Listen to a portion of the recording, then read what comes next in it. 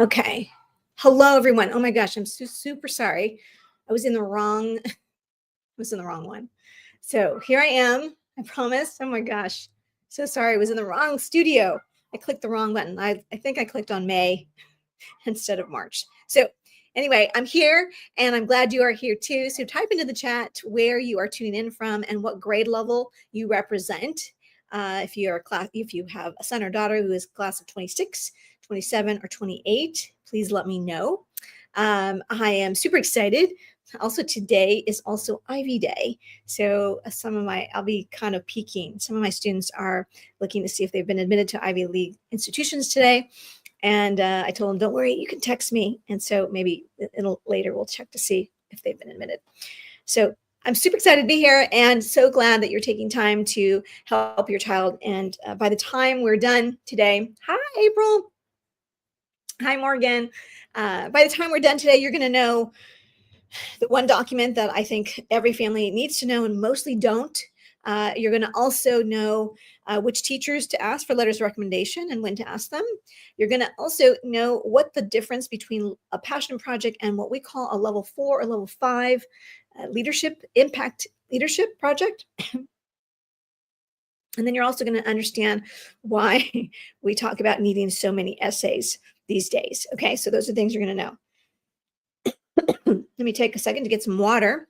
You get your drink of choice as well. And we'll get started here. So tell me where you're from and the grade level of your child. Okay, and then we'll get started here in a second.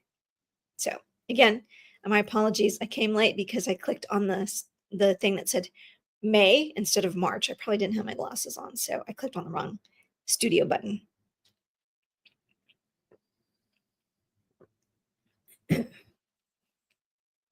Okay, hi Breck, North Carolina. Okay, Breck, if you are near Asheville, I'm going to be doing a little event with one of my private families in Asheville. So remind me, I'll let you know the details on that. So super excited. Yeah, I'm headed to North Carolina for about a week and a half. Okay, you guys, San Antonio, one of my favorite cities. I used to recruit in San Antonio. Yeah, I used to travel there. Riverwalk, right? Right, the Alamo, been there. I even walked across the border over. I was in El Paso. Paso? I walked across the border. That's back when we could do that. I don't think you can do that anymore. Can you? I don't think so. Anyway, okay. Oh my gosh. Okay, so if you're just joining in and you missed what I just said, no worries. I'm Dr. Cynthia Colon. I'll explain who I am in a second. But by the time you're done today, you're going to learn about the one document I think that every family needs to know. And usually they don't. 95% of families I talk to don't know this one document. You're also going to know who to ask for teachers or recommendation and when to ask. You'll also learn the difference between a passion project and what we call a level 4 and level 5 impact and intellectual project. And finally, we'll discuss the number of essays that are needed to apply to college, which is going to blow your mind. Okay, fair enough? All right, let's get started. We are close to Charlotte. Okay. All right, well, on the 10th, I'll be in Asheville. So I'm flying into Asheville and then headed to Raleigh and then headed to the Outer Banks. I don't know. All right. Let's go ahead and get started, y'all. As if I'm from Texas. I'm going to share my screen.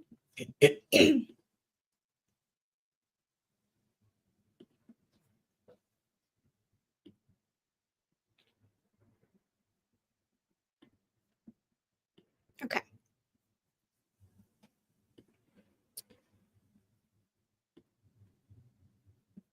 Okay, great. Well, hello, everyone. Welcome to tonight's episode of how admission officers decide who to admit or reject. We're going to talk about the 4 questions that they all ask before making that decision on an acceptance or deny. It's that time of year. Everybody's got that sort of, nervousness in there and anxiety, and it's all going to disappear basically tonight. Because if you're watching tonight on the day of, it's March 27th, and it is also known as Ivy Day. Ivy Day is the last Thursday of March. So there you go. All right. I'm going to just say college admissions is not fair and nor will it ever be. Okay. So I'm going to talk you through why that is. But more importantly, I'm going to give you tools so that you can have the empowerment and the tools to combat that and see how you can use them. I'm going to give you actionable steps even today. So, what you may know is that over the past years, the number of applications has continued to rise. Now, that is not true for every single college, although we think that is true because that's what we hear about. But if you're here, typically people who have found us, families who find us, are looking to get admitted to at least one top 100 college. So for the sake of this conversation, that's what we're talking about. So all of those colleges have risen in application and the decrease in the acceptance rate. Okay. So Ivy League acceptance rates some of them are below 5%, and top 50 colleges are below 20%. And when we talk about top 100 colleges, we're talking about colleges who admit under 30% of their applicant pool. Okay.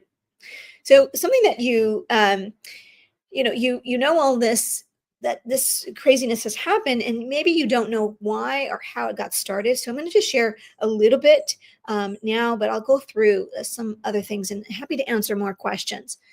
But if you think about, or if you can recall, I'm a Gen X, so mid to late 80s is when the first US News and World Report rankings came out. Okay. Now it didn't catch fire right away, but it did over time and actually pretty quickly. So within 10 years, we all as Americans, we love a good list, top 10 list. Like I love a good Netflix, like what's trending, what's the hot shows. So we love a good list. So basically, once that list came out, those rankings, you can imagine that colleges were in a frenzy to like want to be at the top of that list. Wouldn't we all, right? No matter what we're doing, we're competitive by nature. Certainly, obviously, colleges are. And then once you rise to the top of the list, you have to stay there. So that's when the college admissions really became a business or an industry where now colleges were basically forced to, in some way, to start marketing and doing basically marketing and sales. And so when I think back, I didn't think of it this way at the time. When I think back at my time at Vassar, which is what you see on the screen here, when I worked at Vassar, I was like, oh, I was a saleswoman. That's essentially what I was doing. I was traveling the country selling the college. Okay. So I worked at Vassar. I learned a lot of these behind the scenes secrets, not just, of course, of the U.S. News and World Report, but just like how things worked. And when I moved on to become the director of college counseling at Marymount High School in Los Angeles, I used those very behind the scenes secrets to give those to the students at Marymount. Now, Marymount, if you're not familiar or with you're probably not familiar with the exact high school, but Marymount is a private independent school. And so with a price tag today of over 45,000, it might even be over 50,000. I don't say that to impress you, but to impress upon you the amount of resource and wealth at the school. So it was imperative for the head of school to want to hire someone who had worked on the other side of the desk to come and help the girls have access and get admitted to top colleges. So within 6 months, our students were admitted to Duke, to Brown, and to Stanford. So things were working pretty quickly. So before I dive into all of those things that I'll share with you today, I will say a little bit about my background, because you might be thinking, who are you and why should I listen to you? No worries. Here's a quick backstory of who I am. And this is my mother here. I'm a pepper shirt. My mother had a dream of going to college. I'm a daughter of an immigrant mother, and she wasn't really encouraged. She came home and she was admitted to 2 colleges, and she was like, look, Mom. And Mom wasn't too excited because she said, you're just going to get married and pregnant, she said in Spanish. So self-fulfilling prophecy. Fast forward, my mother didn't want that to happen to her own children, her 3 girls, and I'm the oldest of those 3 girls. So when she met the gentleman here, the the Santa Claus looking man with the beard, she met him when I was a sophomore, and she said to him, he worked at USC, and she said, hi, my daughter wants to go to USC. And he said, here's my card. And when you're ready, just let me know and I'll help you. I'll help her, know what to do. And thank goodness, because I was paralyzed as a senior in high school. I dreamt and talked about going to USC so much, but then I became like a, little child rolled up in a ball, not knowing what to do. And my mom really knew. She said, nope, this is not happening to you. Let's call Mr. Vargas. And so there she drove us north on the 110 freeway in the brown Oldsmobile, and we got the advice. So I'm thankful to her, and I'm thankful to you, because she had the courage to say, hey, I can't do this by myself. I don't know how to help my daughter, but I know someone who does. And so we sat in his office, much like you're doing today, and he just told us what to do. And he, gave me some advice. He gave me an application. He told my mom what to do for financial aid. Bada bing, bada boom. And I followed exactly what he told me to do. And 4 years later, I was graduating from USC. So really my mission, I think since then, it was just a seed that was planted at that moment to be sort of the Mr. Vargas for other people. So that's why I do what I do, because it just changed the trajectory of my life. And I'm so thankful for my mom who asked for help. So bravo to you for being here. From there, I got mentored by great people at USC. As I said, it changed the trajectory of my life because someone encouraged me to apply to graduate school. I went to Columbia University for graduate school and worked at Barnard College. And then from there, worked at Vassar. But in my time, sort of after Vassar and after my time working in the admission industry, I finally did write my first book. And this is the second edition, Be Committed, Get Admitted. And I've been lucky enough and have had fun to be on a number of TV shows in Chicago, in New York, in San Diego, and of course in Los Angeles. So it's great. If you're looking for my TED Talk, it is called College Admissions is Not Fair, and you can find that on YouTube as well. Okay. Here's something I'll pause before I go into our presentation, and that is, this is Gary Clark. He's the Vice President of Enrollment at UCLA, and I interviewed him in probably my first season on the podcast Destination University. You can find it in any place you get your podcast. And so there's two things that stick with me that I'll share with you all today. So don't take my advice. You can take his advice. Okay. So first I said, Gary, UCLA receives the most number of applications of any college in the world. And I get the question all the time, do they actually read all the applications? And he said to me with straight face, he said, yes, we do. And in California, if you're not familiar, the students who apply and are ultimately admissible to the UC system have to have a minimum GPA and a minimum set of courses. So he said, even we read every single application, whether or not they're even eligible. So that's the first thing he said. But the second thing that spoke to me, and we use in our courses, especially our college essay boot camp, he said, I'll never forget it. It's on the podcast. He said, think less about what you think we want to hear and more about what you need to say. Can I get an amen? Right? Okay, so let me say that one more time so you can tattoo it to your brain. He said, think less about what you think we want to hear and more about what you need to say. It's gold.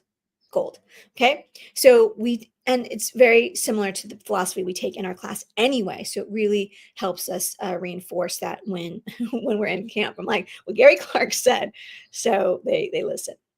Okay, so in the next 30 minutes, I'm going to give you some behind the scenes truths. I'll give you the 4 questions that we ask. I'll give you some strategic to-dos, and I'll show you how we get results. But I'll repeat what I said in the very beginning. You're going to learn today the one document you all need to have a copy of, like tonight, after we're done. You will learn which teachers to ask and when to ask them. You'll know the difference between a passion project and what we call a level 4 or level 5 leadership project.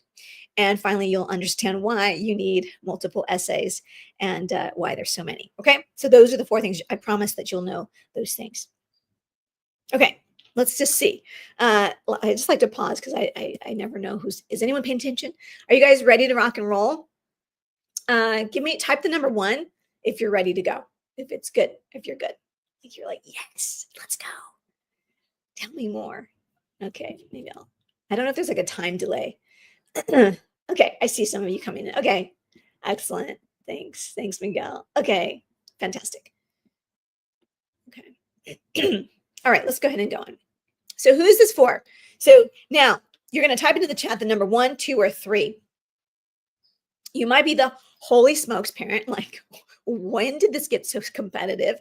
Maybe you're just learning about this right now. You have a son or a daughter who is a class of 26, 27, or 28. And somewhere along the line, you learned that this is super competitive, which might have been why you got here. You might be the now what parent. The now what parent has a son or a daughter who either of their own volition or you pushing them in a nice way. They've done everything right. They have the right course curriculum. They've been doing, level 4 and level 5 leadership projects. They're doing all the right things. And now you're like, now what? Like, I can get them this far, but I don't know if I can get them across the finish line. And then you might also be the first rodeo parent. That would be my mom. Not only, she didn't go to college herself, but I was her firstborn. So most of the parents that are the first rodeo, it just means for many, it's that it's your firstborn. And you're like, I don't want to screw this up. It's my firstborn and I don't know what to do. So you may also be someone who did not go to college, but basically you're a 1, 2, or 3. So if you want to type it in the chat, I'll take a peek here in a second, or you can type the words. But here's the thing, you're here in the right place. As I mentioned, my mom just, this is many years ago, and it was not nearly as competitive, nowhere near as competitive as it is to get into college then as it is now. But still, I keep, I get teary when I think about what she was able to do just by going to ask for help. So, yeah, can I get an amen? Right. Okay. So, yep. Okay. 1s and 2s. Okay. Yeah. Now what? Brooke, now what? Yep. I hear you. Okay. Let's keep going. So, when I did my research for my TED Talk, I looked up obviously the definition of fair. So impartial and just without favoritism or discrimination. That's the definition. So when you really think about it, college admissions it's not set up to be definition, by definition, it's not fair. Okay. I'll share with you a little bit about what I learned about fair and about private and public school. So sort of the angle that I come at this with is like, oh, all of the realizations that I had having come from public school myself and then going into this world of vast, very elite college admissions and what all that meant. So here are some behind the scenes truth. There are what I call sort of tier 1 to tier 1 at the top and then tier 5. So in terms of levels of school. So a tier 5 is like your typical, public school, me, that was me. Then maybe your child attends a charter school. You might attend a religious institution. Okay, I was principal at two Catholic schools. I'm Catholic, and so I was principal at 2 Catholic schools. One was an archdiocesan school, and then one was a private school. So that would have been the next level 2. And then a level 1 is where I worked at Marymount High School, a private independent school. Okay. So I'm going to just tell you that where you go to school matters for a lot of reasons. And I won't go into all the details, but basically I started by saying that I worked at a tier 1 school. That's where I worked. I went to I attended a tier 5 school, but I worked at a tier 1 school that today costs more than $45,000. It might be $50,000. This is where Kim Kardashian went to school, Mariska Hargitay, Tatiana Ali, Giada DeSantis. So I say that again, not to impress you, but to impress upon you the resources that are at this level of school. There are only 1,300 schools. So that tended to be the sort of tier 1 and tier schools tended to be where we were told to go visit when we would go visit and meet students at the high school. When I say we, I mean the admission officers from Vassar. Okay. So it does matter. And I'll tell you why. So that's part 1, where you go to school. It tends to determine where I was going to create my roadmap for the fall. In the fall, so I had all of California, half of Texas, all of Florida, and then a number of other states, Minnesota, North and South Dakota, and Kansas. So I was in charge of all of the applications from California, just to use that as an example, because you understand the enormity of the size of the state. So I would spend 5 days in Southern California and 5 days in Northern California total. Okay. So it meant that if I wanted or needed to go to San Diego, I was going to probably spend 1 day in San Diego. I could probably visit about four college, high, sorry, I'm sorry. I could probably visit four high schools per day. Okay. So in total for Southern California, I would visit a total of about 20 colleges. So I keep saying colleges, I mean high schools. Um, so when you look at this list, those are the ones that tended to make the top of the list that I would actually go and visit. Okay. Again, there are a lot of reasons for that. And I'll just give you one brief example because I sort of bucked against this. I'm like, we should be visiting more public schools. So of course I put one or two public schools on my list because I was like, I'm going to visit public schools. You can't tell me what to do. I was all of like, young 20s. So what would happen when I went to a public school, a level, sort of a tier 5 or a tier 4, is that I would arrive and sometimes they were expecting me. Sometimes they weren't expecting me, but most often than not, there was not a single student waiting to meet me to learn about Vassar. And if I was lucky, the counselor made themselves available to meet with me for a few minutes and, learn about Vassar. And so usually she or he was my audience, but honestly, not really, not usually. If I did have students that were waiting for me, which meant that the counselors had to advertise that I was coming, the Vassar and any college was coming. So then some students would show up. And then basically most of the time, they were not really qualified students. The opposite was true at a private independent school or a private school visit. I would arrive, the guard would point me where to park. I would go to the receptionist. They would direct me. Someone was like touring me around. And usually I'd go to a conference room filled with, it could be 5 to 20 or 25 students. Most were eligible and most were interested. So it's just a different scenario. And you can see why it tends to be more advantageous for us to visit the private schools. Not fair, as I started by saying, it's not necessarily fair, but it's the truth. Okay. Here's behind the scenes tip, or truth number 3, which is not all high schools are created equal. So 95% or more of private and private independent, so tier 1 and tier 2, 95% of them are going on to private and public 4-year institutions. And for public schools, it's less than 50%. So the religious schools are somewhere in between there. Okay. So just all these things I say this just so you understand the scope and the context from where college admission folks are coming from. Okay. So if you've been wondering like, oh my gosh, are we doing all the right things? Are we, will this be my fault? I get that a lot. Like parents are like, oh my gosh, like I don't want to screw this up. So if you are been wondering any of these things, you're definitely in the right place. So proud of you.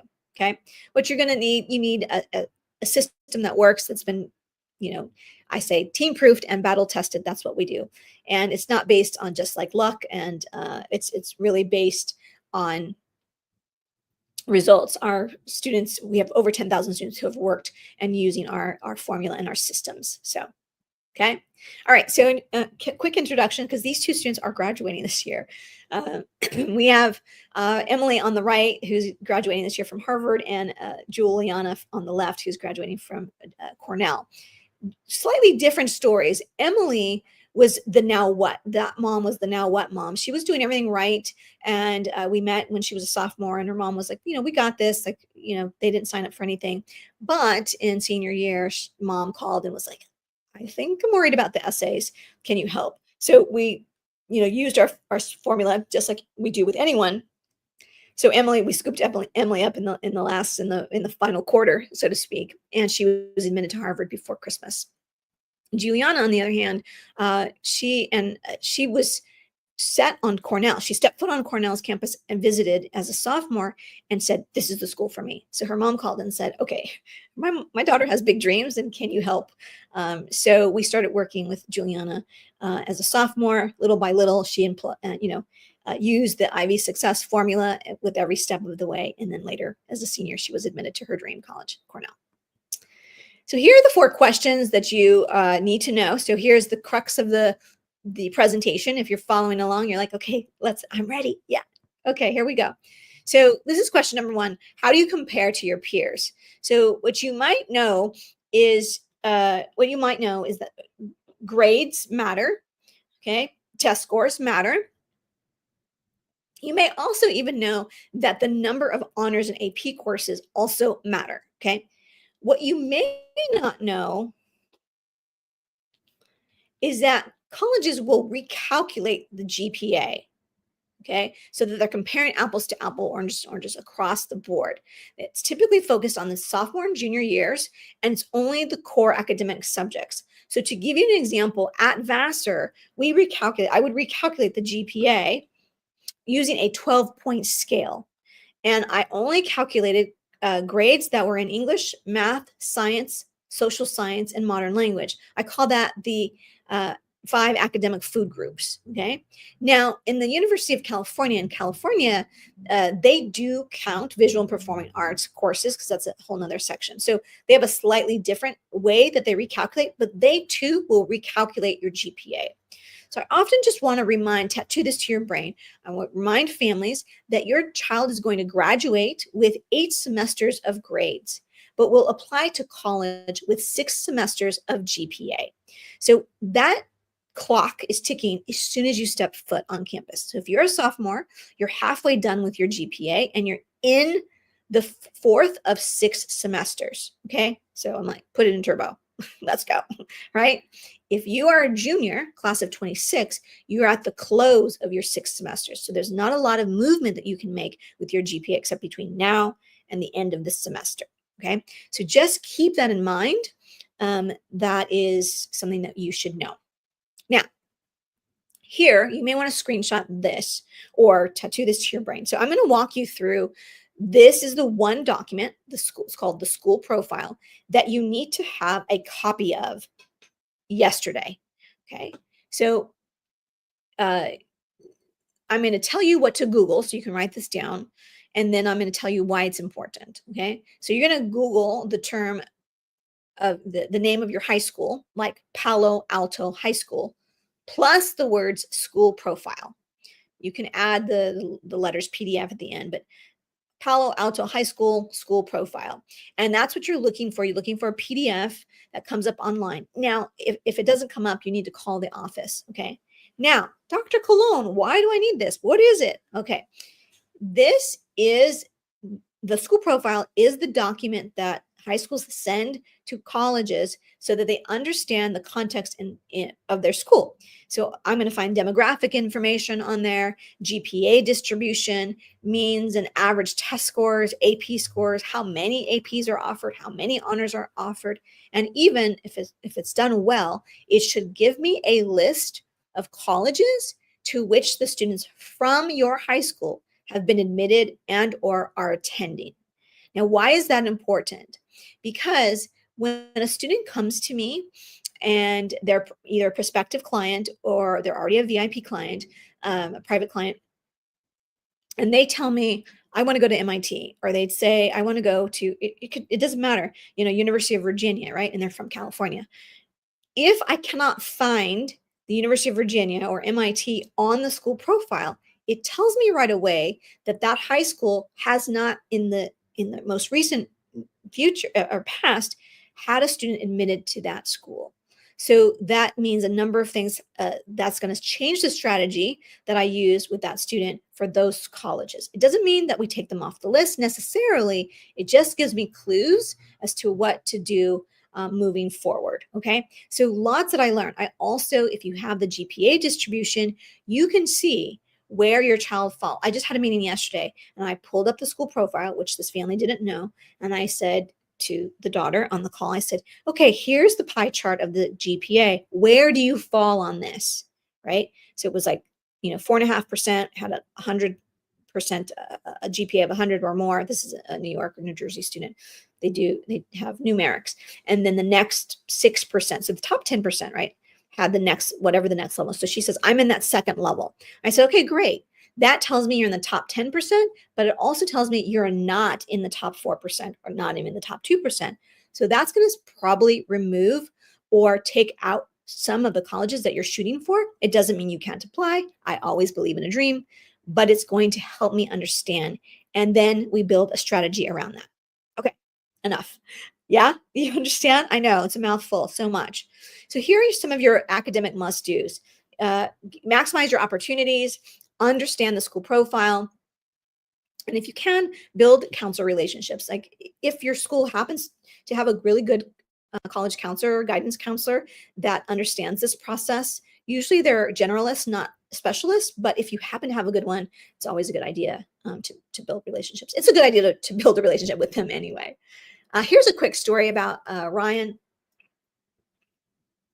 Ryan attended a tier 1 school, a private independent school in Texas. But even so, his mom wanted him to start thinking about college as a sophomore. So he joined in pretty early. He did an early program with us and got going. And mom later reported, she said, he did better than his peers. Okay.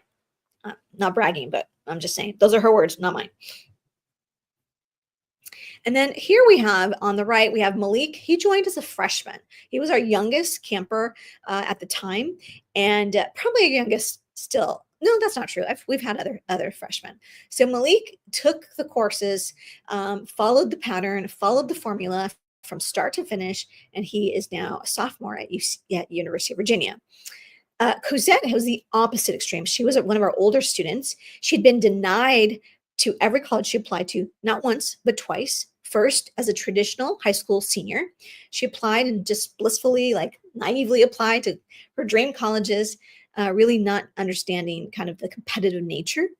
These are her words, her mom's words, not mine, after the fact, because I didn't know her then. So then a year later, she applied as a transfer student as a first-year community college, again, denied everywhere. So her mom, like you, came to one of our webinars, and she was listening purposefully. I think she was listening in the kitchen so that Cosette could hear, sort of in the background.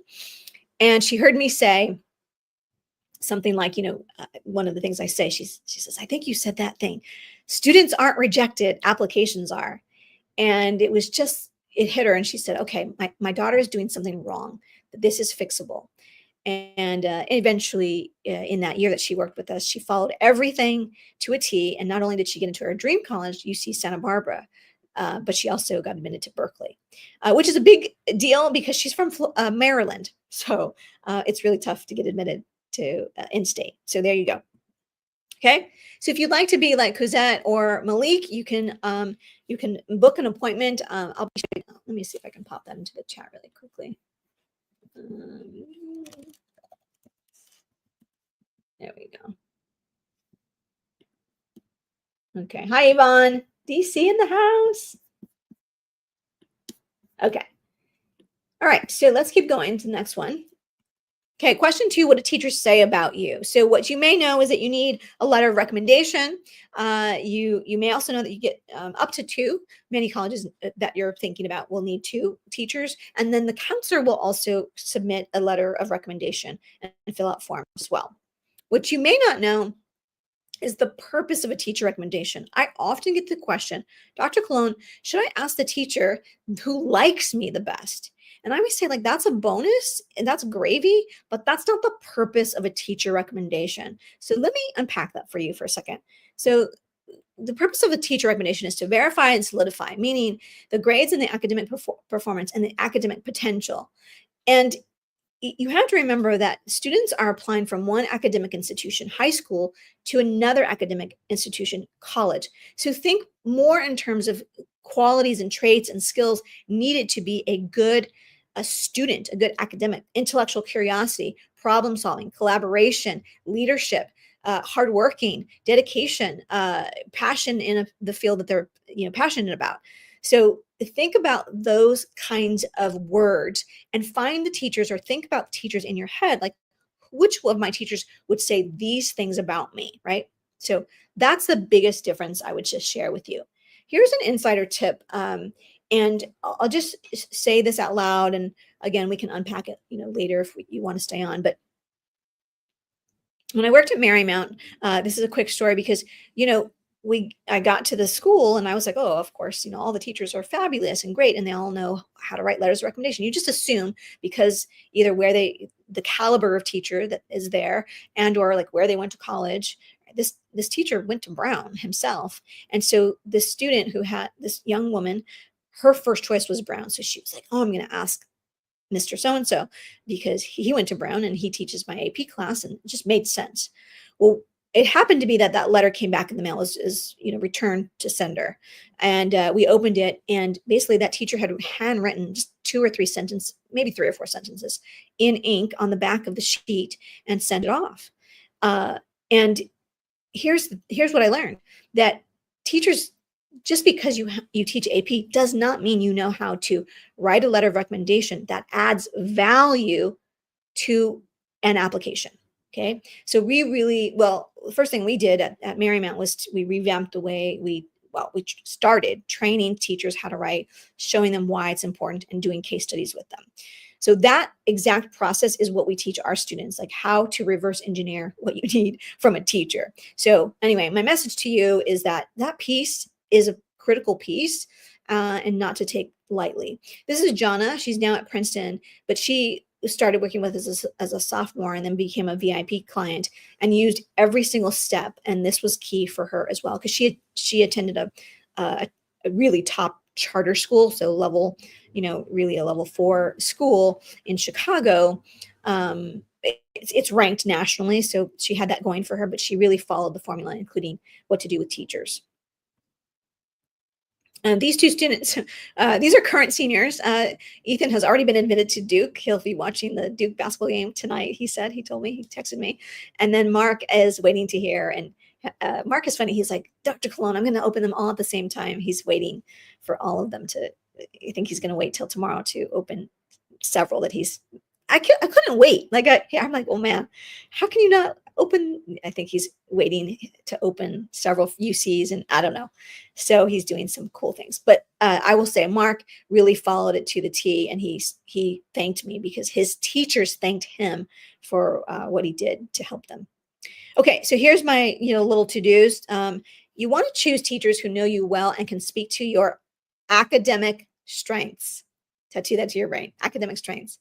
And then help with giving teachers some examples, specific examples and anecdotes to help them, and always give a little small gift. It doesn't matter if it's a $5 gift card or a little $10 gift card, but something to just thank them, because this is not something that they usually get paid for. I think we might have given a stipend or something at Marymount, like if they needed to take a day off. But even at a place like Marymount, this was part of their job. They were expected to write letters of recommendation. So teachers are not getting overtime dollars to do this. So just thank them. Again, I want to just encourage you, if any of this sounds or is ringing true to you, please book a call. That's the best thing. We offer a free 45-minute session with me. So there you go. Okay, question 3. How do you spend your time outside of the classroom? So what you may know, or what you hear, because I hear it all the time, is this passion projects. People, families, parents are calling me and like, what's a passion project? And I finally kind of looked it up, and a passion project is what's our level 3, what we call a coolness factor or a coolness project. So I'll explain that in a second. But what you may not know is that not all activities and involvement they're not created equal. So you want to really understand the difference. You may want to screenshot this. This is one of those things that most people screenshot. So this was something I was working on during my TED Talk, and I allude to this, but I actually don't think I explain it as well in my TED Talk. Go figure, right? Yeah. Even if you get TED Talk doesn't mean it's perfect. So I came up with this after the fact. So this is my 5 levels of leadership hierarchy. And so basically, what we have here is a level 1 leadership is school involvement. That's 95. That's almost everybody. That's just being involved in something, a club, an organization, a sport. Then you have level 2, which is school leadership. Think about your selected or elected leaders on campus, class presidents, team captains, student body presidents, editors and chiefs, things like that. They're also like league champions. Maybe we had a student who I think they won state with their soccer team, the girls soccer team. So that would be level 2. So that's going to get you to about 15% of the application pool. The first level is like 95%. Everybody has something.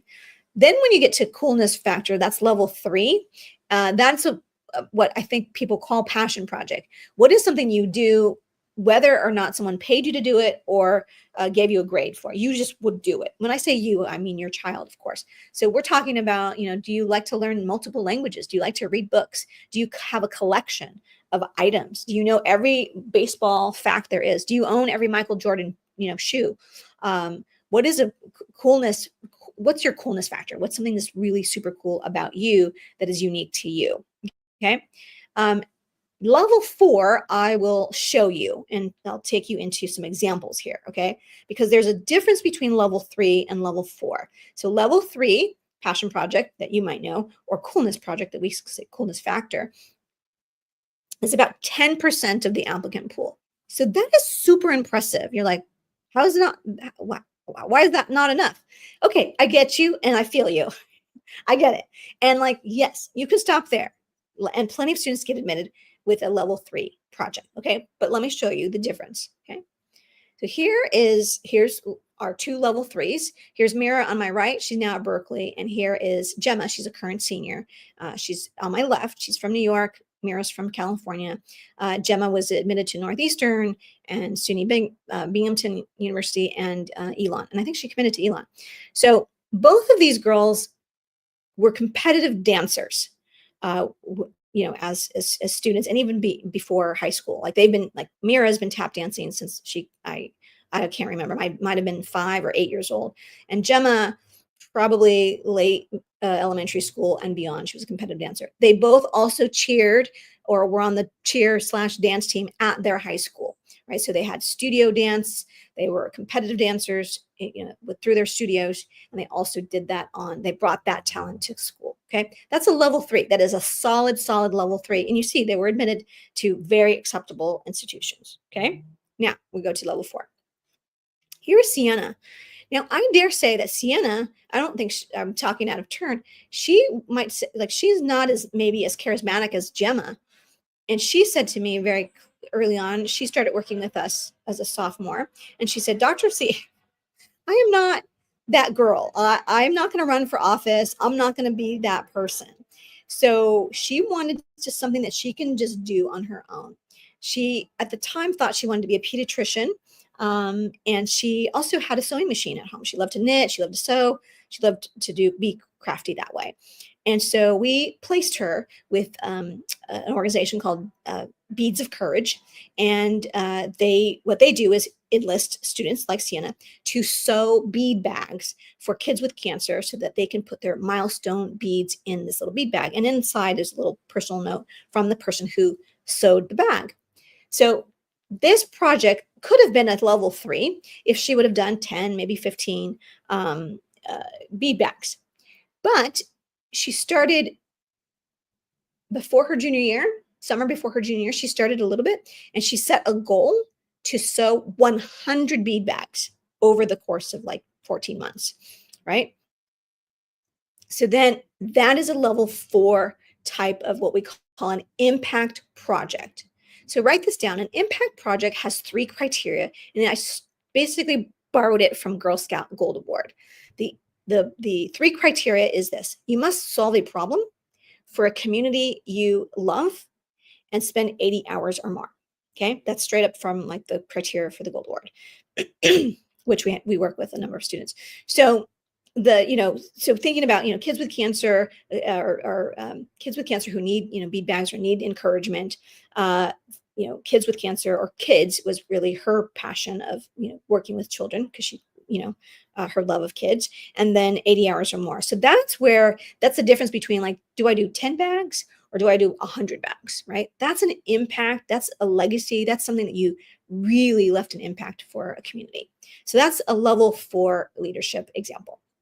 Here's a level 5 leadership. Now, most students, I will say, are not necessarily going to hit every single level on the pyramid. Okay, this is a little bit of a unicorn. Okay, so she hits every single level, but I'll just show you that her level 4, she's a Girl Scout Gold Award. Her level 4 project, to maximize her time and her minutes and her bandwidth, we made sure that her project was also an intellectual, a level 5. She did a 6-part podcast series interviewing immigration lawyers on the immigration process. Okay, so all of that time, research, data collecting to prepare for her interviews, that was really where the intellect comes in. So it served two purposes. Okay. So it got her to level 4 for her Girl Scout Gold Award, but it also served as a level 5 as well. Okay. So those, I hope that is helpful to show you. And yeah. Okay. So here are your must do's. You want to choose activities that reflect your passion. You want to be clear and concise in your descriptions in the leadership once it comes to the actual application. And don't overlook non-traditional things that you can do. Unique hobbies are some of my favorite things to help students sort of figure out. It's one of my favorite things to do. We also work with Carol Grace, who is our sort of resident person who helps us. She helped to place Sienna, for example, with Beads of Courage, and then recently helped another student get an internship as a data analyst in a minor league baseball team. So again, the invitation is clearly to book a call to see if we can be helpful to you. Finally, what is the story you're saying about yourself? So what you may know, if you're Gen X, holla, can I get an amen? Any Gen Xers in the house? If you're like me, you rolled out of bed, took the SAT one time, applied to maybe 5 colleges, and you called it a day, right? You wrote one personal statement, and that was pretty much it. And on top of that, you got into your dream college. And at the time, I remember where I went to school, not many students applied to private schools. That was sort of, I might have been the only one who applied to USC from my school. Most went to community college or the local state schools. We did have someone who went to Harvard that year, and UCLA got admitted. So, but when you are going through this process as a parent, most parents, tell me if I'm wrong, cannot believe the number of essays that a student will write. So that essays are needed. Let's agree on that. But when I tell you, are you ready? Are you sitting down? When I tell you that students report needing somewhere between 18 and 68 essays. Yeah. Okay. So I'll unpack that as we go through, but let's start with first this. Okay. So these are the 4 most common topics. So we start here and we go, okay, you want to avoid these at all costs if you can. Community service, athletics, writing about other people, or life challenges. I sometimes refer to those as the 4 Ds: death, divorce, devastation, and an actual D. You want to avoid writing about those, mostly because they are going to come across as very flat and stale. They're not going to pop off the page. They're not going to stand out because just so many people write about those topics. And they can be written well, but it takes a tremendous skill to do it, or a lot of coaching and a lot of drafts to get it right. So I'll give you a couple of examples. Both of these girls are named Amelia. So Colgate Amelia is from Texas, and Amelia from USC is from North Carolina. So the difference here is that similar to Emily and Juliana, Amelia, who's now at USC, her dad found us pretty late. He said, I was referred to you, and my daughter, I think, needs help with her essays. And so we used our formula, our Ivy Success formula, and our writing formula. And she had to hustle her bustle with getting her application to her early action school, which was USC. She was admitted early action. And then we were just get on a Zoom call to go over and just brainstorm all of the essays that she needed to write for every single application, which she and her dad couldn't believe. Then Amelia on my right from Texas, her story is that her mom hired a private tutor, which I know people think that's the gold standard.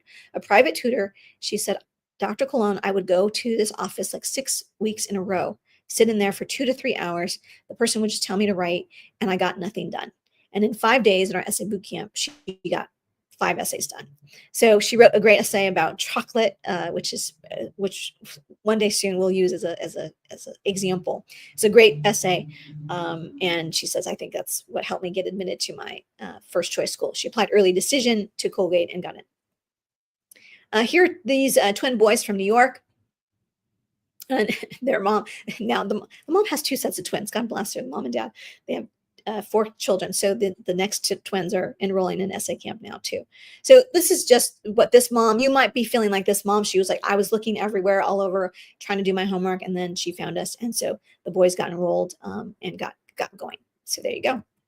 Okay, here are your must-dos for essays. Now, I told you I would sort of unpack how we get to 68.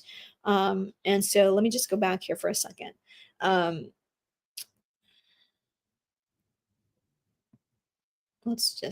can just stick on this slide here. So I actually did a video that's coming out, a long form YouTube video that's coming out in the near future. So I did the homework because one of my students, who's a senior now, reported that he needed 66 essays once he counted them all up. So here's how it breaks down. So I'm going to just kind of be brief to not overwhelm you. But if you're in California and you're applying to the UC system, University of California system, that's already 4 essays. The common application is 1 personal statement, 650 words maximum. So that's another one. So these 4 are 350 words each. Then with each additional application that you add to the common application, it's going to be an additional 2 to 7 additional essays for each school. So for example, I remember doing the math on like Brown and Princeton and maybe Harvard. Maybe Harvard was like 5 additional essays. The others were 7 additional essays. USC had 10 short responses plus 2 additional essays. So it all just adds up. And for a student, a teenager, even if you say, oh, it's only 50 words, or don't sweat it, don't overthink it. You can't tell a teenager that's applying to their dream school. I don't blame them. I feel, I don't like when, adults say, oh, it's fine, don't worry. No, you have to put in the effort. And so we teach students to take our core 4 essays. Who am I? What am I good at? What's something cool about me? And why this major? And we teach them in Essay Campus, which is part of our program, one piece of our program. We teach them how to repurpose and retool those essays over and over again. So our boot campers, essay boot campers, will write these 4 topics, write on those 4 topics. We call them the signature core 4 topics. And our students who are our elite clients and our VIP clients, we tend to write a cadre of somewhere between, we add another, I say we get to another A4, so about 8. We have a sort of a set of 8. Sometimes we need 10, but we have about a set of 8 that we repeat, rinse and repeat, rinse and repeat. Okay. So not to overwhelm you, but that's the truth. Okay. So I just wanted to share that with you. Okay. I think that's basically the big 4 questions that I wanted to get through and make sure you know about. Okay. So with your permission, I'll we're going through this right now, and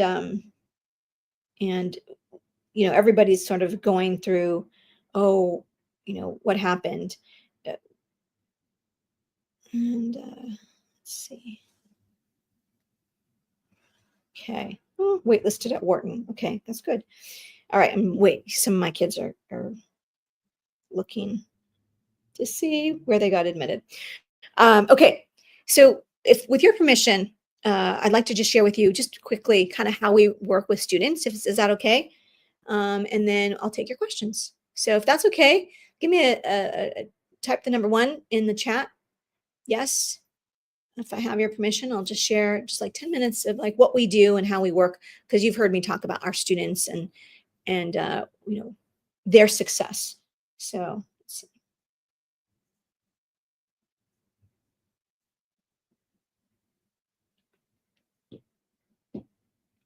Okay. Oh, hi, April. Hi, Morgan. Rad man. Suzanne. Okay, awesome. All right, I will stop sharing my screen, actually. Okay, awesome. So a couple things I wanted to share with you, which is so a lot of this, what I'm going to share is a little bit integrated to what I've already talked about.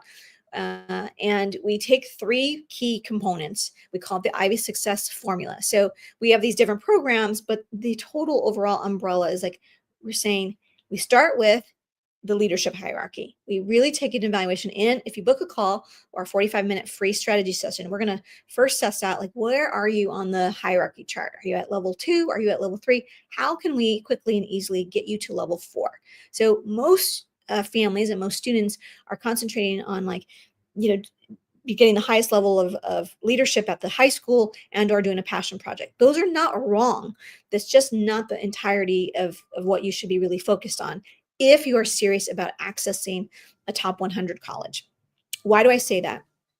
In brief, last year Harvard received 54,000 applications, and they admitted just under 2,000. So 5% would have been was 2,700 is no, what am I doing? Yeah, they admitted under 5%. So if I do the math, 5% is 2,700, and 1% is 540. Okay, so remember I said on the chart, a level 3 passion project, or what we call coolness project, is about 10% of the applicant pool. And then level 4, you quickly jump to about 5% of the applicant pool, and then 1% as an intellectual project. Okay, so if you think about, okay, they admitted under 5%, where do you think the majority of their admits came from on the hierarchy chart? If we just looked at that. So that's really where we're focused on for our clients. How do we quickly get you to a level 4? Now, Dr. Cologne, I'm not trying to apply to Ivy League school. No problem. Not at all. Now, here's the thing. Still, if you are applying as a strong, solid student, everybody looks like you. No matter what pool of applications you're applying to, 60 to 80% of the applicant pool, they're all equally academically qualified. Okay. So one of the ways to make yourself stand out is, at least to help you enhance your chances, is to by getting to that 5%. So for us, it doesn't matter if you're literally applying to an Ivy League school or a top 50 school. It's you're trying to get as many choices and maximize your chances as possible. So that's step 1.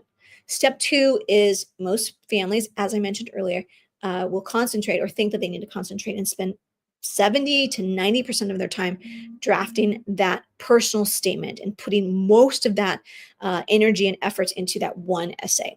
And we take a completely different approach. We say you at least need a signature core 4 of essays.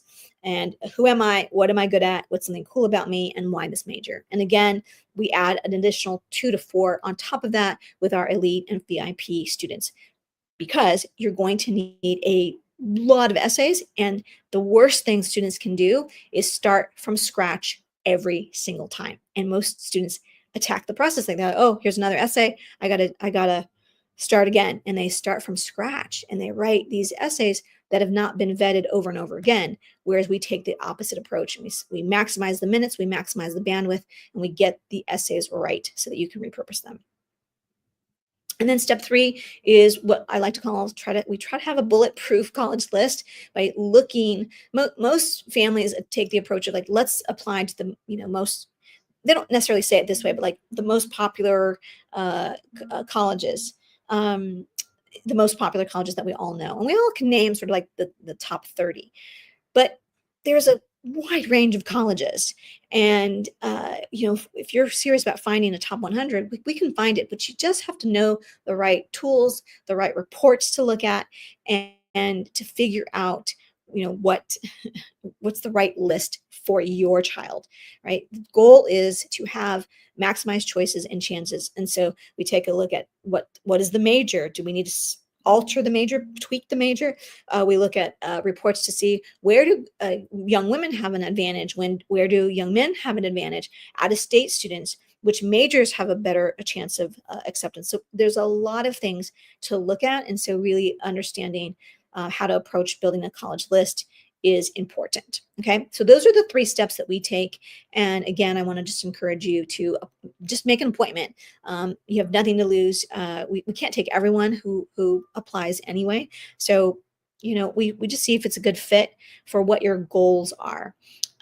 So there you have it. I'll just stop there because I've talked plenty today. So let me know in the chat. First of all, if you are willing to share a high school that your child attends, go ahead and type it in the chat. I'll look up and show you what a school we can see if we can find the school profile. So type in the chat the name of your high school if you want to sort of play with that. And please type in your questions, and I'm happy. I'm an open book. If you've been following me for a while or been to a number of these, you'll know that I give it to you real and raw with a whole lot of love and rah. Okay. So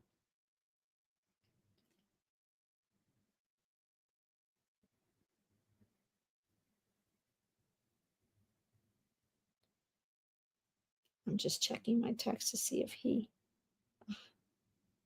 uh,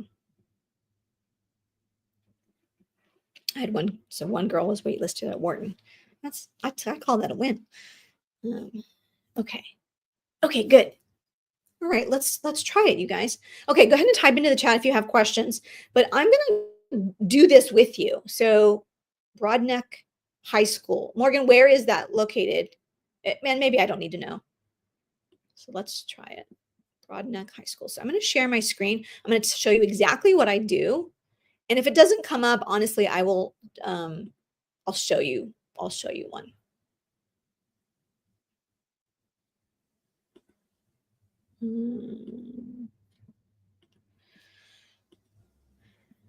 So I'm going to just type literally Broadneck High School.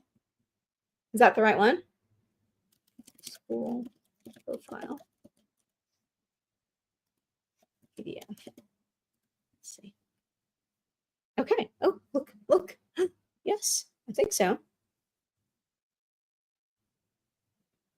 Okay. So this is the one that comes up. So let's just take a look here. Annapolis, Maryland. Is this the right one?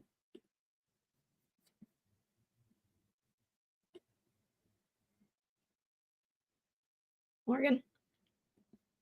Annapolis. Yeah. Okay, good. So here it is. Okay, let's just see. Let's just take a look. Let's evaluate this cool profile. Can you guys see my screen? So it gives you, you can see here the enrollment. Now, okay, this is 2019 and to 2020. So I would say to you, Morgan, call the admission office. I'm sorry, the counseling office. Maybe go on the website. You can, now that you know what it looks like, you can hunt it down or just call the office. Look, it tells me how many honors and APs that are available at the school. It tells me the number. Oh, it tells me what percent score a 3 or higher. That's good information. Gives me the grading system. And then it says, here is a partial list. Oh, it gives me the distribution of SAT scores. That's important too. Okay. And then it gives me a partial list of where students are attending college. Okay. So where they're attending is different. Some profiles will say where they have been admitted. So it's just different. Okay. All right. So there we go. There we have it. University of Southern California. That's the University of Notre Dame. Okay. So I see some good schools here. Okay. All right. So let's try another one. All right. So was that helpful? That's what you need to know. Okay. Let's try another one. Okay. Lewis Brandeis. I assume that's the name of the school. Okay, let's do it. Let's try it. Oops. I have a hard stop. Lewis Brandeis High School profile PDF.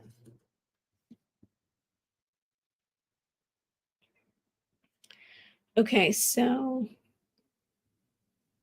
sometimes they don't have it, especially public schools. So let's see what this is. What does it take me to? First of all, is this your school? Okay, this is definitely the right school. San Antonio. Sometimes I'll do this. Sometimes I'll look find okay, this is literally, okay, so services. I'm looking for the college counseling office or the guidance office, counseling department.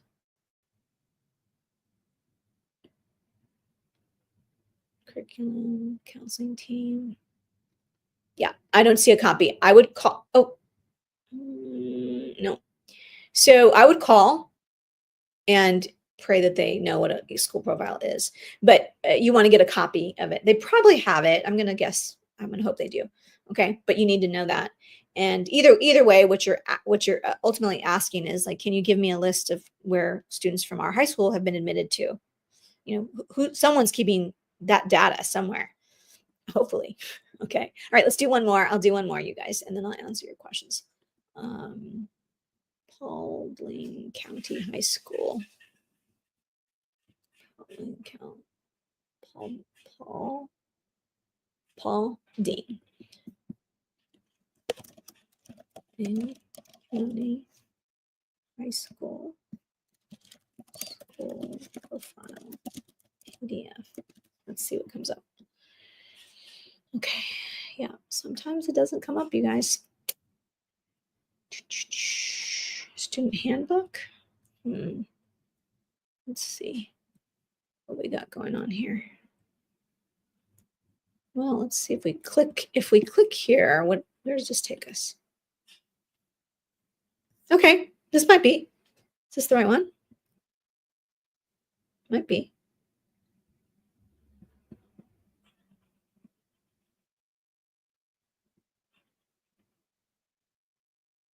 Okay. Looks like it could be, but I don't see an address. Do you see an address? Oh, it's in Georgia. I don't think you said Georgia, did you? Maybe. Okay, I'm not sure if I'm in the right one. But either way, here's just another example, right? I like this one. Okay, it's a little bit like, whoa, but it gives me the number of students. Like these numbers are great, right? From the get-go. The GPA calculation, it tells me the demographic information, FAFSA. Oh, this is good information. Graduation rate, I love that. School description. I'm liking this. This is not, it's not one of the best, but it's not bad for public school. It's like actually pretty good. And it's also just easy reading. I would like to know where the students are being admitted to college. So I don't have that here. So if I were you, if this is your school, I would just call the office and ask them for a list, or where is that list? Maybe look on the website. Okay. All right. Was that helpful? Let's see. Let's see. Students have to reveal if they have had help with their essays. Why does your service influence their choices? Right. Let's see. Students have to reveal if they've had help with their essays. Why and how does your service influence their chances writing this request on their part of? I'm not sure I understand your question.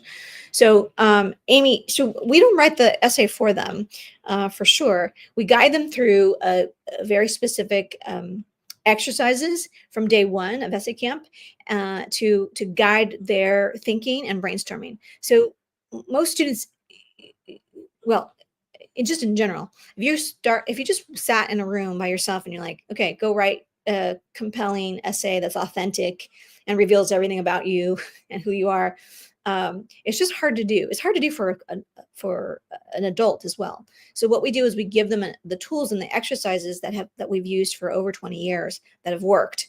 And it's like day one, they're like, oh my God, like it just unlocks some thinking and some brainstorms. We do a brainstorm exercise. We do what we call a what, why memory exercise.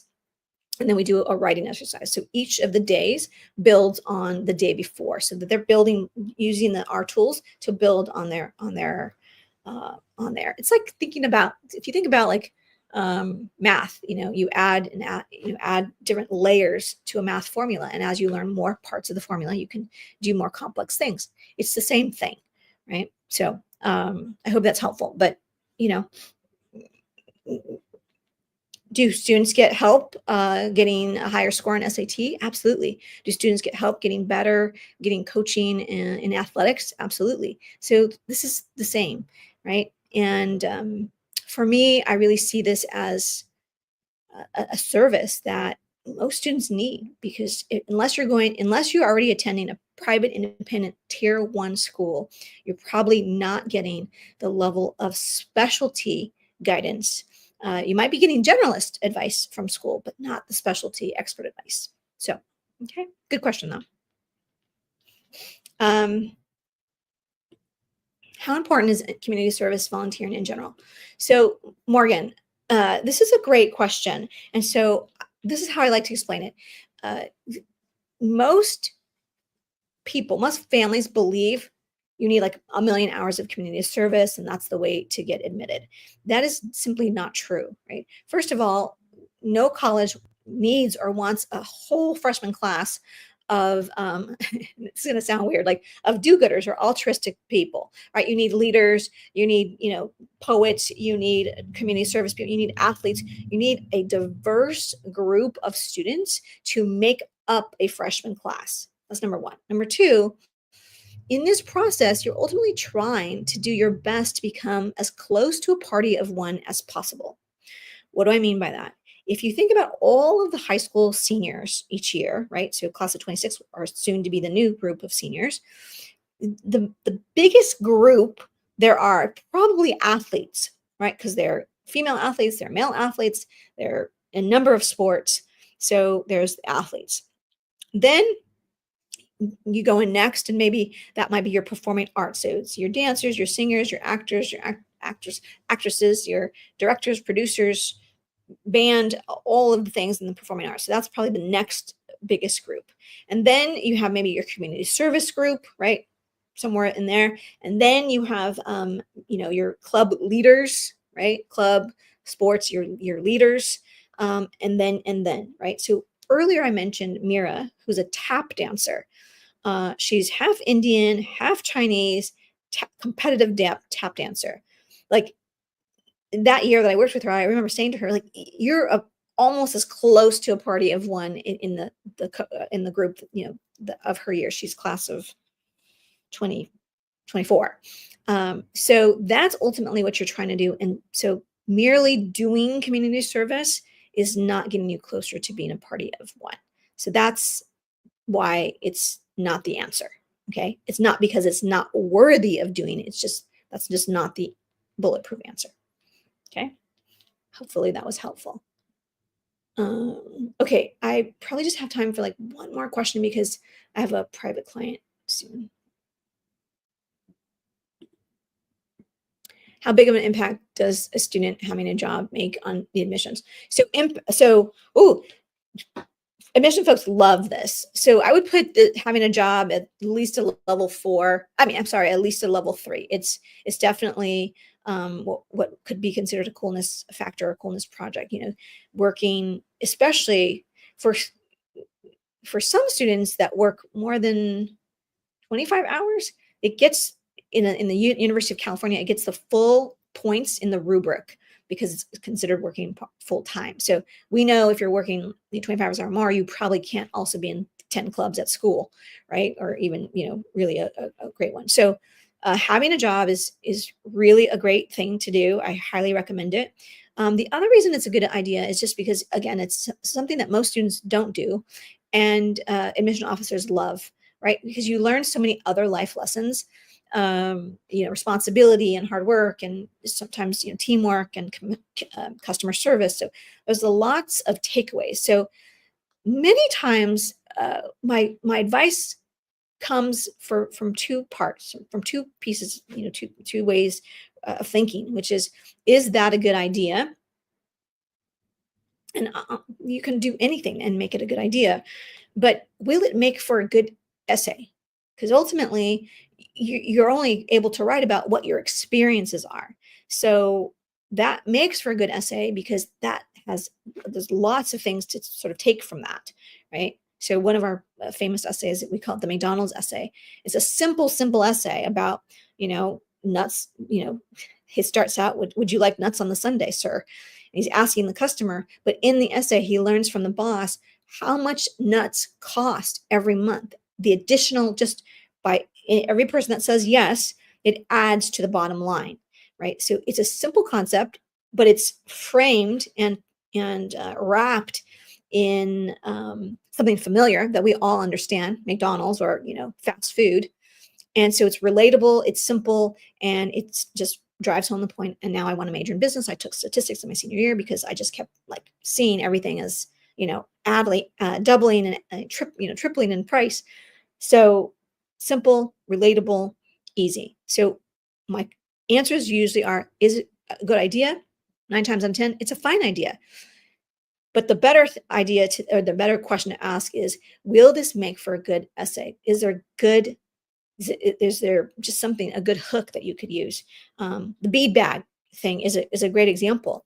She didn't write about that she wrote that she made 100 bags. What she wrote about is literally going to Joann's Fabrics, and she says it smelled like old people in there. I'd go and I'd pick out the fabric, and I'd go home and I'd sit, and I got an ache in my back from cutting the fabric, and then her process in sewing one bag. That was the essay. And I can't tell you how many people wrote on her letter of acceptance that they loved her essay, that they loved, that she did that, right? She also wrote a cute essay about the donuts, the free donuts at church. So lots of just good stuff. Okay. So gosh, okay. Oh my gosh, I need to tally ho. Let's see. Colleges don't want students who are well balanced, but rather specialists in certain areas. So, okay, Suzanne, this is a really great question. So I'm going to take a minute to do this. It used to be that when I was in high school, students, I wish I was an athlete, but I wasn't. I was a cheerleader and I was student body president. Did those kinds of things.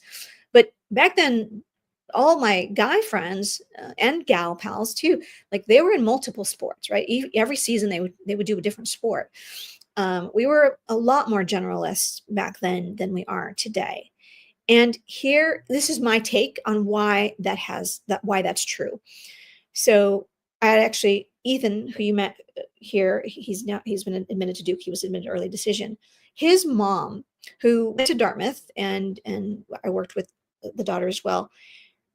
She said to me, "Gosh, like, why do they have to choose what major, and why do they have to like know so much right now?" Like, and I was like, I don't disagree with you. I get it. Like, who knows at 17 like what they want to do for the rest of their life? We think we do. Maybe we do.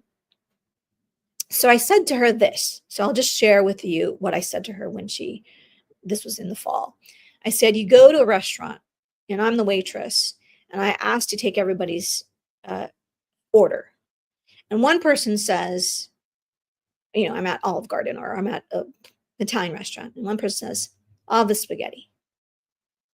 And another, or plain pasta, fettuccine, whatever. The next person says, I want the spaghetti and meatballs.